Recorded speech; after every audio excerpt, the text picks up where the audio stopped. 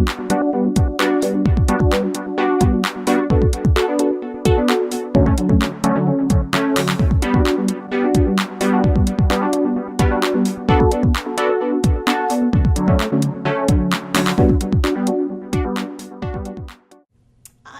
vision for the EJC was to be a center where people could get comprehensive advice about the full scope of legal problems on the job, and also a place where we would both educate people about their rights and responsibilities on the job, but also start engaging in systemic advocacy. Where we saw the same problem happening again and again, we wanted to find systemic solutions to those problems. I met Judy in the summer of 1999. It was a Labor Day luncheon at the DC bar. We had known each other a little bit before, but we wound up sitting next to each other at this event discussing, improvements in employment law or changes in employment law throughout the year. And we got to talking, and I was finishing up a 2-year fellowship, and got to talking about, what was I going to do after the fellowship was over, and I said, oh, well, it's just really clear that there's really a need for employment law services for low-wage workers in the city, but it's like one person isn't enough. There needs to be like 10 people working on it.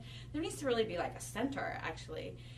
And she just happened to start talking about her vision for what she thought the city needed in terms of a center. And it was uncanny. I think I just sat there with my eyes bulging out of my head, because everything she said was everything I had been thinking for the last 6 months. So we moved to the side of the room, we started talking, we had a meeting at my house. A few days later, actually, I had already planned to call together some people to start brainstorming on this idea. And about halfway through the meeting, as Carrie said this, and I said this, and Carrie said this, and I said this, everybody else stopped talking until someone finally said, you realize the two of you need to do this together, right?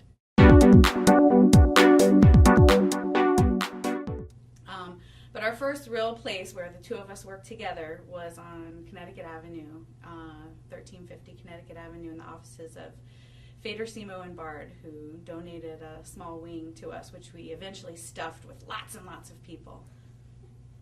First board chair was none other than my father, Joseph Conti, who had, at that point, well over 30 years of nonprofit management experience under his belt. He pretty much served as a professional board member of great organizations my whole childhood and young adulthood and therein. And I remember being probably 7 or 8 years old and sitting around the dinner table having conversations about how nonprofit organizations are businesses first and foremost and need to be run like that. And well, of course, our first copier was a big milestone, definitely. Our first employee, which we hired in April of 2001, Robin Runge. We had our first Labor Day event in 2001 after we were up and running for a year.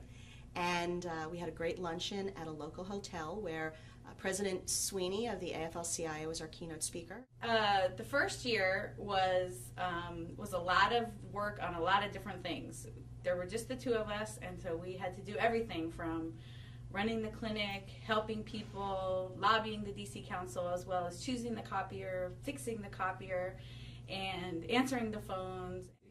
I tell people that our first year of the EJC was really just flying by the seat of our pants. We put out an advertisement, free employment law services. The phone just started ringing, and I remember having a phone that didn't have any extensions and didn't have call waiting, and being on the phone talking to a worker, doing an intake that maybe was 20 or 30 minutes, hanging up the phone, and there being 3 new workers who had called while I was on the phone. In the aftermath of 9/11, we became very deeply engaged in the unemployment compensation system for obvious reasons. The travel and tourism industry, which is the heart and soul of DC, was decimated by the airport shutting down, by people not wanting to travel to what they perceived as a dangerous area. And we partnered most particularly with the Metro Washington Council of the AFL-CIO and did some major improvements to the unemployment compensation system. We raised the weekly payments, DC waived taxes on those payments for the foreseeable future, And we were really able to put a very important chunk of money in people's hands during a time of crisis. The story that I remember in retail again and again is the story of the injured workers. I represented people who had worked in the DC government who had been injured and had seen them lose everything, had gone from relative middle class lives to absolute homelessness and dejection. I had clients who had moved back to other cities to live with their parents, and I participated in a legal system that was just absolutely really very cruel. And that was tough in the first couple of years. And then in around year 3 or 4, EJC, we started to work on big solutions. We filed a big lawsuit. We got a group of workers together and had an organizing committee. And that group succeeded in reforming that system. We became the second city and the first state-like jurisdiction to enact a comprehensive law guaranteeing workers paid sick leave when they or their children or dependents were sick. And that really put DC on the cutting edge, not just because of the paid leave for sickness, but we also provided it for families trying to deal with and escape domestic violence, which is now shaping the national and federal dialogue as well. To do our first year, we had a lot of support from the get-go. The DC Bar Foundation, Meyer Foundation, Trellis Fund, and K. Fritz Foundation, Mariah Fund, not only with funds, but Ruby Coles, their program director, really became a very personal mentor for both Carrie and me. Bread for the City, generously providing that building that we just take over every Wednesday night. I don't think we could have succeeded in a single advocacy campaign if it weren't for the real, true wisdom and brilliance of the DC Fiscal Policy Institute and Ed Lazier. The large law firm community in DC has also been incredibly supportive of the EJC, from Crowley Mooring, Step Twin Johnson, Arlen Porter, Miller and Chevalier. Bill Anderson is one of my closest friends and one of the most amazing people that I've ever met. He was among the first Board of Advisors members for the EJC and was one of my, kitchen cabinet of advisors. He worked for Legal Counsel for the Elderly and then AARP. And Bill is a man that always went the extra mile for every one of his clients, lost sleep over everything he had to do for them and couldn't do for them. The Metropolitan Washington Employment Lawyers Association has been a really key supporter to have those attorneys who really know their stuff when it comes to employment law to provide support and backup to us. There were lots of folks who volunteered countless hours and took cases.